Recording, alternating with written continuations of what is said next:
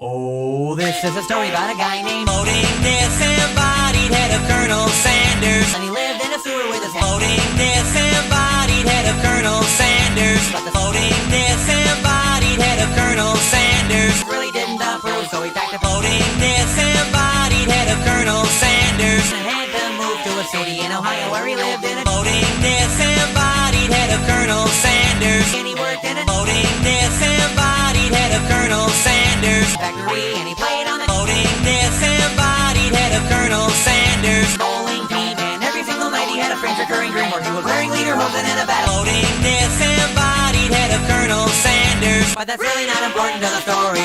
Well, the very next year he met a floating disembodied head of Colonel Sanders. The floating disembodied head of Colonel Sanders. A dude on her arm, but he didn't keep in touch, and he lost her number. Then he got himself a job on a floating disembodied head of Colonel Sanders farm, and he spent his life saving on a floating disembodied head of Colonel Sanders. But he must rule the surface of the earth, and he really makes a mighty fine floating disembodied head of Colonel Sanders sandwich for what it's worth. Then one day, Floating disembodied head of Colonel Sanders. in the forest trying to get it, Floating disembodied head of Colonel Sanders. and he heard the tortured screaming of a funny little man. He was caught in a pit. Floating disembodied head of Colonel Sanders. Floating disembodied head of Colonel Sanders. I'm free and the Floating disembodied head of Colonel Sanders. and he rescued was grateful as could be, and it turns out he's a big Floating disembodied head of Colonel Sanders. on TV, so he gives Al a contract, and what do you know? Now he's got his very own Floating disembodied head of Colonel Sanders.